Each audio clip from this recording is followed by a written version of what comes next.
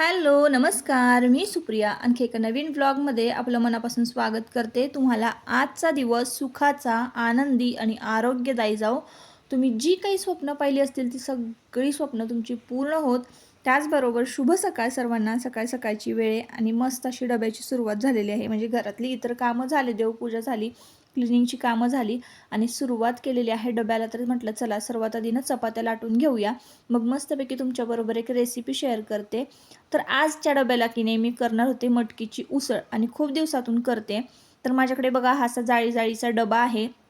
याची लिंक जर मिळाली ना मला तर मी डिस्क्रिप्शन बॉक्समध्ये देते, प्रोडक्ट टॅग करते. तुम्हीसुद्धा नक्की घ्या. जर तुम्हाला अशा पद्धतीनं घरच्या घरी मटकीला मोड आणायचे असतील तर या डब्यामध्ये इतके छान मोड येतात ना. तर 3 तास मी मटकी ना कोमट पाण्यामध्ये भिजत घातली. त्यानंतर ती निथळून काढायची आणि या डब्यामध्ये ना मटकी घालून उबदार ठिकाणी हा डबा ठेवून द्यायचा आहे. कुठल्याही पद्धतीनं बांधायची गरज नसते मटकीला. असं बांधूनच ठेवा, दोरीनं बांधूनच ठेवा, कापडात गुंडळूनच ठेवा असं नाही. या मटकी म्हणजे या डब्यामध्ये ना इतके छान मोड येतात ना, तुम्ही बघताय आता. तर अगरबत्ती लावली होती सकाळी. आज तर काही धूप नव्हता, पण मोड तुम्ही बघत असाल मटकीला इतके छान आलेले आहेत ना. तर हा डबा ना मी मोड आणण्यासाठीच धान्याला घेतलेला होता आणि एकदम मस्त मोड येतात त्याच्यामध्ये. तर चला आता इकडं बघा, मी मटकीला फोडणी घालते आणि खूप दिवसातून आज ना मटकीची उसळ केली होती. सगळ्यांना आवडते घरामध्ये मटकीची उसळ. मटकीची उसळ जर तुम्हाला सुद्धा आवडत असेल ना तर बघा मटकीची उसळ कशी करायची. तर हिरव्या मिरचीची मग करते. मला लाल तिखटापेक्षा ना हिरव्या मिरचीची आवडते. तेल घेतलेलं आहे कुकरमध्ये. मस्तपैकी ना मिरची तडतडू द्यायची, कढीपत्ता घालायचा आणि मग कांदा घालायचा. तर आता नुकतीच ना हळद संपली होती आणि इतकी धांदल उडते ना अशा काही वस्तू, तेल मीठ संपलं ना भरणीमधलं आणि फोडणी घालताना की मग तर खूप गडबड गोंधळ होतो. त्याच पद्धतीनं माझ्याकडची हळद संपली होती. आता हळद मी काढलेली आहे. तर चला आता हळदीचा विषय निघालेला आहे. तर बघा हळद भरपूर स्टॉकमध्ये आपल्याकडे उपलब्ध आहे आणि कांदा लसूण मसाला ना खूप कमी राहिलेला आहे. ज्यांना ज्यांना आहे ना ऑर्डर बुक करायची आहे डिस्क्रिप्शनमध्ये नंबर दिलेला आहे. सोबतच पाहिजे तर स्क्रीनवर नंबरसुद्धा देते मी. आपल्याला मेसेज करायचा आहे आणि तुमची ऑर्डर बुक करायची आहे. आता बघा कांदा लसूण मसाला भरपूर प्रमाणामध्ये मी तयार केला होता आणि आपल्या चॅनलवर ना कांदा लसूण कसा तयार करते मी, कुठल्या काळजी घेते, तर हे सगळा व्हिडिओ अपलोड आहे. तुम्ही जाऊन चेक करू शकता. जर तुम्ही नव्याने कोणी बघत असाल आणि तुम्हाला जर कांदा लसूण मसाला हवा असेल तर नक्की आपल्याकडनं परचेस करा आणि सांगा, रिप्लाय द्या की कसं आहे. कारण बरेच जणांचे आलेले आहेत रिप्लाय छान छान. अजूनही मला या बिझनेसमध्ये प्रोग्रेस करायची आहे. तर मस्तपैकी आता बघा मटकी परतवून घेतली. कांदा भाजल्यानंतर टोमॅटो घालायचा आहे आणि कुकरला शिट्टी लावून दिलेली आहे थोडंसं पाणी घालून. आता मटकी इतकी छान शिजणार आहे ना तर खूपच टेस्टी लागते. कधी कधी तुम्ही याच्यामध्ये बटाटा, वाटाणा, मटकी असं मिक्स करून सुद्धा उसळ करू शकता. सकाळी देवांश उठलेला आहे आणि तर होतं आहे असं की मुलांना ना मी सकाळी नाश्ता द्यायचे, उपीट पोहे वगैरे. तर मुलं काय करतात, डबाच खात नाही आहेत. त्यांची मधली सुट्टी जी आहे ना 12 वाजताच होते आणि मग बाबा 10 वाजता 9 वाजता जरी नाश्ता त्यांनी केला, 9:30 वाजता घराच्या बाहेर पडतात, मग 9 वाजता जरी नाश्ता केला ना तर पोरं म्हणजे डबाच खात नाहीत. दोन्हीच्या दोन्ही मुलं डबा खायना झालात. तर मग मी काय करणार आहे, त्यांना आता सुरुवातीला दूधच देऊन पाठवणार आहे. म्हणजे ते डबा खाऊन येतील. कारण मी एवढ्या मेहनतीने छान छान रोज भाज्या करते. तुम्हाला माहिती आहे उठलं की भाजीला काय करावं असा प्रश्न पडतो, पण माझं तर ठरलेलं असतं म्हणून मी दररोज वेगवेगळ्या भाज्या करते आणि मुलं खात नाही तर थोडंसं कुठंतरी मला पण वाईट वाटतं. म्हणून मग मी आता ठरवले की मुलांना आहे ना फक्त सकाळी दूध पाजून पाठवायचं आणि मग त्यानंतर मस्तपैकी डबा भरून द्यायचा. तर दोन्ही मुलं खाऊन येतील. चला आता मुलं गेलेले आहेत शाळेत, डबे वगैरे भरून दिले आणि मी आलेले आहे खाली आमच्या गार्डनमध्ये. तुम्हाला मी दाखवते औदुंबराचं झाड आमच्या घराच्या पाठीमागचं. तर त्याचं झालं आहे असं की कुठलंही म्हणजे आता बघा घराच्या जवळ ना पिंपळ, औदुंबर आणि वड हे 3 झाडं नको आहेत. कारण याच्या मुळा की नाही एकदम म्हणजे असं जमीन उकरून काढतात. तर तसंच काहीसं झालेलं आहे आमच्या पाठीमागे ना. घराच्या पाठीमागं असं ब्लॉक बसवलेले आहेत आणि तेच मी तुम्हाला असं दाखवते की बघा इथून म्हणजे एवढं अंतर पडलेलं आहे. म्हणजे 1-2 बोट जातील ना इतक्या अंतर पडलेलं आहे. म्हणजे असं फुगून वर आलेली आहे ती जमीन आणि मुळं दिसत आहेत. म्हणजे तर औदुंबराचं झाड कधीही पाठीमागं असलेलं चांगलं आहे घराच्या. कारण आपल्या घराच्या पाठीमागे साक्षात म्हणजे आपल्या पाठीमागे आपल्या डोक्यावर दत्त महाराजांचा आशीर्वाद आहे, हात आहे. आपल्या पाठीशी दत्त महाराज आहेत असं जाणवतं. त्याच्यामुळे औदुंबराचं झाड असलं तरी काही हरकत नाही. पण वडाचं झाड आणि पिंपळाचं झाड घराच्या आजूबाजूला जवळ कुठेही नसावं. आता जवळ म्हणजे आमच्यापासून घराच्यापासून थोडंसं लांब आहे रस्त्याच्या पलीकडं, पण तो वड जो आहे ना इतका मोठा आहे, तुम्हाला मी दाखवला. खूप मोठा वड आहे, जसं की म्हणजे एक ट्री हाऊस होईल त्या वडाच्या झाडावर, इतका मोठा तो वड आहे. आणि वडाची पारं म्हणजे त्या वडाच्या मुळांना आमच्या घरापर्यंत रस्ता ओलांडून म्हणजे एवढ्या मोठ्या मोठ्या त्या वडाच्या मुळा झालेल्या आहेत. तर असो, इथं मी तुम्हाला जे झाड दाखवते आहे गार्डनमध्ये, तर ते आहे चंदनाचं झाड. हा जो माझा टाईम असतो ना, मुलं शाळेत गेले की चहा पिऊन खाली येते मी गार्डनमध्ये, हा जो माझा टाईम असतो ना, हा गार्डन टाईम असतो. मग मी कुठल्या झाडाला काय आलेलं आहे, कुठली झाडं कशी आहेत, फुलं आलेली आहेत का, हे सगळं बघत असते गार्डनमध्ये आल्यानंतर. तर हे चंदनाचं झाड आहे. आता बघा, श्रावणात आपण पूजा वगैरे घातली तर आपल्याला चंदन लागतं पूजेसाठी. आणि त्यानंतर इथे असं गार्डन, आता पाऊस चालू आहे तर त्याच्यामुळं फुलं वगैरे छान पसरलेली आहेत. आता मला ना छान परसबागेमध्ये आमच्या असा नळ आहे ना, तर त्या नळाखाली मस्तपैकी धुणं धुवायला खूप आवडतं, कपडे धुवायला. तर थोडेसेच कपडे होते, म्हणजे जसं की आता तेलकट वगैरे असले तर मी मशीनमध्ये कधीच घालत नाही. आणि सध्या ना आंब्याचं झाड इथंच आहे, त्या आंब्याच्या झाडाखाली म्हणजे आंबेच काढले नव्हते, त्याच्यामुळं ना सगळे आंबे गळून पडत आहेत, पिकून पडत आहेत. त्याच्यामुळं आंब्याचं इकडं तिकडं सगळीकडं कचरा झाला आहे. आणि पावसाळ्यात कितीही स्वच्छ केलं ना इथली जागा, तरी पालापाचोळा गळतोच, आंबे पडतातच आणि घाण होतेच. तर चला, आता मी कपडे धुवून घेते. आता वॉशिंग मशीन म्हणाल तर आहे, पण मी ना रोजचेच कपडे फक्त वॉशिंग मशीनमध्ये धुते. आमच्याकडचे पाय पुसणे, किचनचे टॉवेल, त्यानंतर असे पडदे जे आहेत घरातले, कधीतरी जर धुवायचे असतील तर ते मला हातानेच धुवावे लागतात. कारण पाय पुसण्यांमध्ये तुम्हाला तर माहिती आहे, गावच्या ठिकाणी कसं खाली चिखल असतो, माती असतो, तर ते कपडे ना आपल्याला मशीनमध्ये टाकता येत नाही वॉश करण्यासाठी. कारण मशीनमध्ये जर माती बसली तर मग मशीन बिघडणार आहे. म्हणून मग मला पाय पुसणे असं काही असेल तर मग ते हातानेच धुवावं लागतं. आणि किचनचे जे टॉवेल आहे ना, ते तर मी अजिबात मशीनमध्ये घालत नाही, गरम पाण्यामध्ये छान भिजत घालते. आणि अशा पद्धतीनं आमच्याकडं ना असा मस्त दगड आहे, त्या दगडावर छान घासून घासून घासून घासून मी ना किचनचे जे टॉवेल आहेत ते स्वच्छ धुवत असते. इतकी छान एक एक कपडा असा स्वच्छ होतो ना, म्हणूनच मला आहे ना असं एक एक कपडा हाताने धुवायला आवडतो. आता रोजचे कपडे कसं आहे, जास्त टेन्शन पण नको, आपल्या पाठीमागं काम असतं, त्याच्यामुळे मी रोजचे कपडे मशीनमध्ये लावून देत असते. पण असे किचनचे टॉवेल, पाय पुसणे हे जर काही असतील ना, तर ते मग आठवड्यातनं एकदा दोनदा, म्हणजे आठवड्यातनं दोनदा तीनदा तरी माझं हाताने धुणं होत असेल. तेवढाच आपला व्यायामसुद्धा होतो, पायावर बसणं होतं, कारण आपण आवर्जून असं पायावर बसून कुठलेही काम करत नाही, तर तो एक व्यायाम आहे. म्हणून मग मी हे आठवड्यातनं एकदा दोनदा तर माझ्या असं परसबागेमध्ये छान बसून कपडे धुणं होतंच होतं.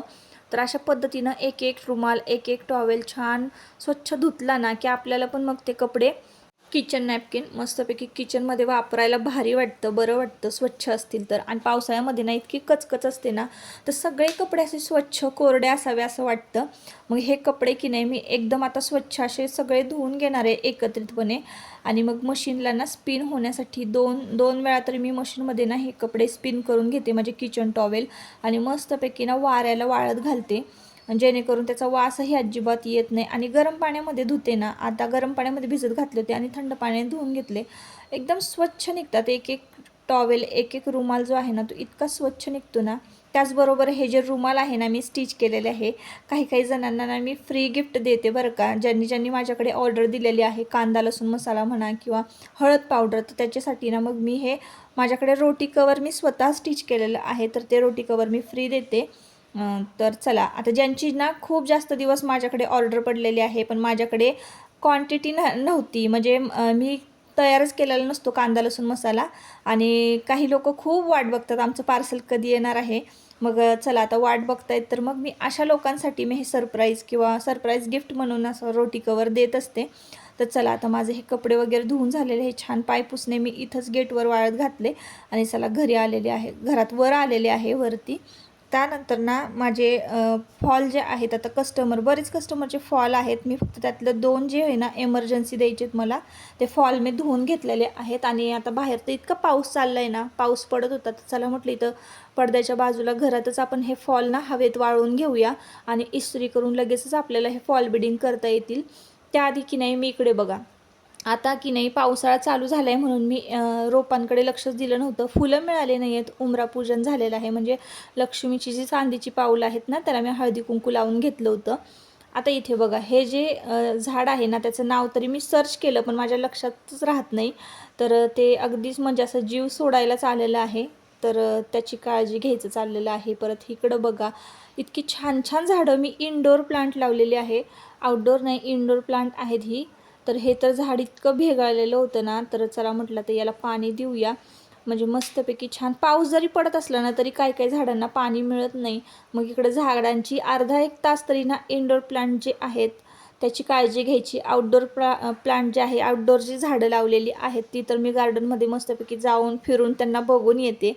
असा काहीसा माझा वेळ असतो मुलं शाळेत गेल्यानंतर. आता हे जे झाड आहे ना, तर ते बऱ्याच जणांकडे असेल बघा. इतकं छान निसर्गानं त्याला देखणं रूप दिलेलं आहे ना, तर पिवळे पिवळे टिपके असे पडलेले असतात. त्यानंतर हे एक आहे, तर हे मी एका दवाखान्यातनं आणलेलं आहे बरं का. म्हणजे दवाखान्यात एका होतं छोटंसं रोप उगवलं होतं ना, मी ते असंच काढले आणि पर्समध्ये घालून आणलं आणि लगेच लावलं. तर इतकं छान, म्हणजे अगदी छोटं 2च पानांचं रोप होतं बघा आणि त्याचं किती मोठं छान फुललेलं आहे. तर ते मला इतकं आवडलं ना, त्याच्यावर इतकी छान डिझाईन आहे ना. तर ह्यालासुद्धा पाणी मिळालं नव्हतं. काही काही म्हणजे पाऊस आहे ना अलीकडं बाहेरच पडतो, इकडं काही कुंड्या भिजतच नाहीत. त्याच्यामुळं मग इकडं मी आता त्याला अंगणात ठेवलेलं आहे आणि थोडं थोडं अंगणात आमच्या पावसाचं पाणी येतं ना, तर गॅलरीत. तर चला म्हटलं आता थोडे दिवस ना ही सगळे झाडं जे आहेत ना तिथंच ठेवूया. एकमेकांच्या सोबतीनं चांगले राहतील, पाणी वगैरे पडतील, तब्येत पण त्यांची सुधारेल त्या रोपांची. चला मग आता इकडे ना मस्तपैकी मटकीची उसळ बिसळ सगळं खाऊन झालेलं आहे. म्हणजे जेवणं वगैरे झालेली आहेत सगळ्यांची. मटकीची उसळ आणि चपातीच होती आज जेवणाला. त्यानंतर ना इकडे जेवणाची भांडी वगैरे घासून घेते आणि कट्टा वगैरे सगळं सोबतच क्लीन करते. मुलं शाळेत गेल्यानंतर ना बराचसा वेळ असतो, पण त्या वेळामध्ये ना आपण अशी खरकटी भांडी ठेवली जेवणाची किंवा स्वयंपाकाची आणि मग संध्याकाळपर्यंत वाट बघत बसलो ना, तर ते कट्टा पण एकदम असा मेसी दिसतो आणि काहीच असं आवरल्यासारखं वाटत नाही. म्हणून पावसाळ्यामध्ये ना जास्तीत जास्त मी जितकं घर स्वच्छ आणि क्लीन ठेवता येईल तितकं ठेवते.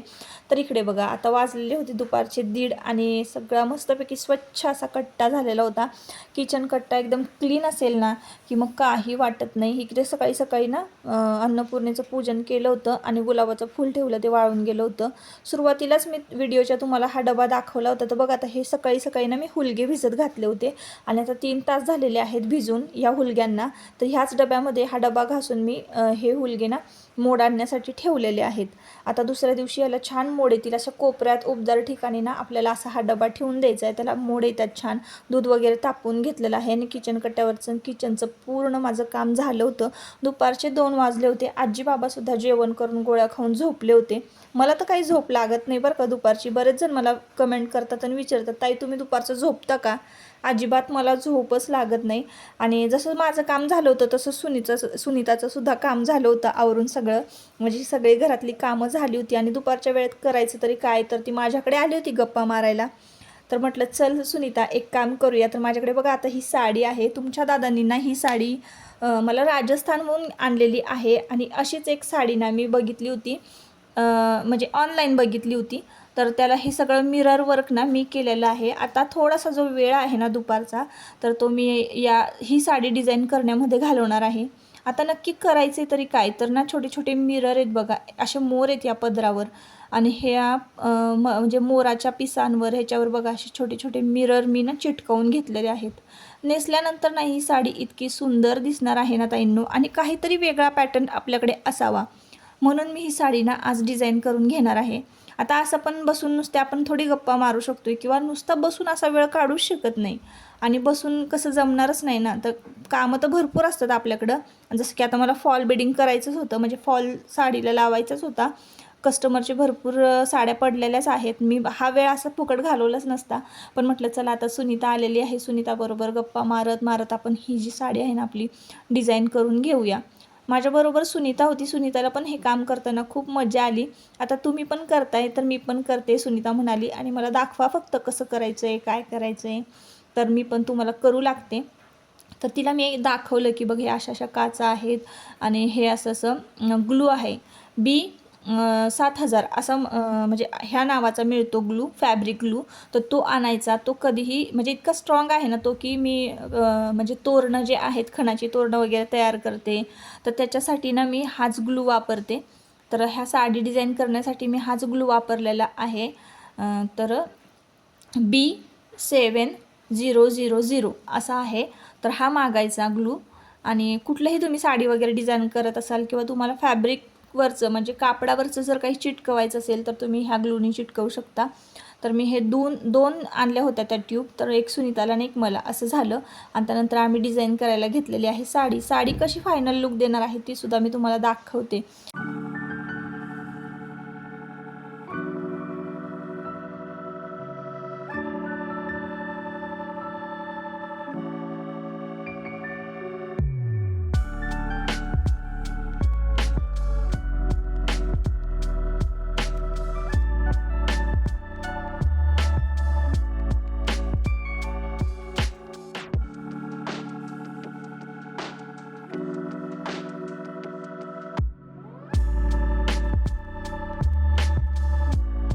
तर इथं आमची साडी कंप्लीट झाली होती करून.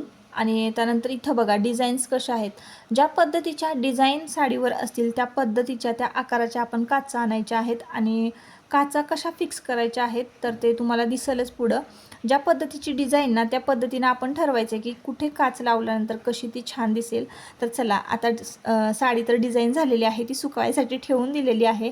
आणि आता वाजलेले आहेत दुपारचे 4, म्हणजे जवळजवळ दीड तास तरी आम्हाला साडी डिझाईन करण्यामध्ये गेला होता. खूप चिकट काम असतं, खूप बारीक काम असतं, तुम्हाला तर माहिती आहे. अजूनही सुनीता होती. सुनीताची ही मुलं ना शाळेत गेली होती. आणि आयुष आणि देवांशसुद्धा शाळेत गेला होता. आणि दुपारच्या वेळेला ना बाहेर पाऊस पडत होता, तर अशा वेळेला करणार तरी काय. आणि ती पण एकटी होती घरामध्ये, मी पण एकटी असते आजी बाबा झोपल्यानंतर. तर चला म्हटलं तर संध्याकाळची वेळ झाली, म्हणजे 4 वाजले होते. तर चला चहा ठेवूया मस्तपैकी. कधीतरी ना असा एकत्र मैत्रिणीबरोबर चहा घ्यायला ना खूप भारी वाटतं पाऊस पडत असताना. आणि सोबतच मी शेंगदाणेसुद्धा भाजून घेतले. देवांशनं मला सांगितलं होतं की मम्मा शेंगदाण्याचे लाडू कर, खूप दिवस झाले तो सांगतोय आणि मी करतच नाही, वेळ मिळत नव्हता. तर चला म्हटलं आता थोडासा वेळ आहे आपल्याकडे, तर शेंगदाणे पण भाजून घेऊया. जसं की सुनीता गप्पा मारते माझ्याबरोबर, तोपर्यंत ना माझे शेंगदाणेसुद्धा भाजून होतील. आणि आता चहा वगैरे घेतला. चला आता मस्तपैकी संध्याकाळची वेळ झाली, मुलं पण आली स्कूलमधनं बरं का. वातावरण अगदी तसंच आहे, पाऊस पडतोय हलका हलका. सुनीतानी आणि मी चहा घेतला, मस्तपैकी चहा झाला आमचा. आणि आता शेंगदाणे थंड झालेले आहेत. वातावरण थंड आहे ना त्याच्यामुळं शेंगदाणे पण लगेच गार झाले, थंड झाले. तर इथून बघा अशी समोरच आमच्या किचन कट्ट्याच्या अगदी समोरच गॅलरी. त्याच्यामुळं ना पाऊस वगैरे पडताना इतकं भारी वाटतं ना. मागच्या पण व्हिडिओमध्ये मी तुम्हाला सांगितलं, जसं की शेअर केलं. खूप छान स्वयंपाक करता करताना इकडं असं इथं उभं राहिलं ना तरी समोरचा असा डोंगर दिसतो. त्याच्यामुळं इतकं भारी वाटतं. आणि आजची दुपार तर इतकी छान गेली ना. तर मी म्हणजे मला ज्या राजस्थानहून साड्या आणलेल्या होत्या तुमच्या दादांनी, तर त्या मी काही तुम्हाला दाखवल्या नाही. बऱ्याच साऱ्या साड्या आणलेल्या आहेत बरं का. तर त्याला ना डिझाईन करायची होती, म्हणजे मला ना त्याला मिरर वर्क करायचं होतं. तर माझ्या काही असं मनात नव्हतं की त्या साडीला मिरर वर्क करायचं आहे म्हणून. पण झालं असं की मी ऑनलाईन एक साडी बघितली, त्या साडीची डिझाईन आणि सूत अगदी तसंच होतं. फक्त एवढंच की त्याला मिरर वर्क होते. जसे की माझ्याकडे जी साडी आहे ना सेम तशीच होती ऑनलाईन. आणि ती इतकी छान दिसत होती ना. त्याची किंमत होती 3200 रुपये बरं का. तर म्हटलं आपल्याकडे एवढी छान साडी असताना पण मग आपण का नाही तसंच फक्त एवढंच की त्याला मिरर होते. याला माझ्याकडे जी साडी होती त्याला मिरर नव्हते. तर म्हटलं चला याला मिरर लावूया आपण. तर मग मला 10 रुपयाला एक पॅकेट बसलं. त्याच्यामध्ये ना जवळजवळ 25 मिरर यायचे. तर किती 70-80 मिररमध्ये की नाही संपूर्ण साडी कंप्लीट झाली. आणि पदराला ना 100-150 मिरर लागलेले आहेत. आणि इतकी सुंदर साडी तयार झाली ना. तर मी कधीतरी ती वेअर करेन ना तेव्हा तुम्हाला दाखवेन. इतकी छान वाटते ना. आणि अशी साडी माझ्याकडे नव्हतीच, कधीच नव्हती. तर ती आता ती मी डिझाईन केलेली आहे, त्यामुळं अजून जास्त उत्सुकता वाढलेली आहे की मी ती वेअर केल्यानंतर कशी दिसेल. खूपच मस्त दिसणार आहे बरं का. साडी लुकसुद्धा मी तुमच्याबरोबर शेअर करेन. मस्त असं छान फोटोशूट करेन मी त्या साडीवर. तर चला आता इथे शेंगदाणे थंड झालेले आणि एवढा असा हा गुळ आहे. तर हा गुळ ना मी काय करते बारीक चेचून घेते. आणि त्याच्यानंतर मग आपल्याला ह्या शेंगदाण्यामध्ये हा गुळ घालायचा आहे, मिक्सरमध्ये वाटून घ्यायचा आहे. मिक्सरमधनं हे शेंगदाणे वाटून घ्यायचे गुळ घालून. तुम्हाला जर आवडत असेल तर वेलची सुद्धा तुम्ही याच्यामध्ये घालू शकता. आणि चला तर मग लाडू बांधतच आता या व्हिडिओचा इथंच एंड करूया. परत आपण पुन्हा भेटूया नवीन एका ब्लॉगमध्ये. तोपर्यंत स्वतःची काळजी घ्या. हा जर आजचा ब्लॉग तुम्हाला आवडला असेल ना, नक्की आपल्या चॅनलला सबस्क्राईब करा आणि व्हिडिओला एक लाईक करा. चला बाय बाय.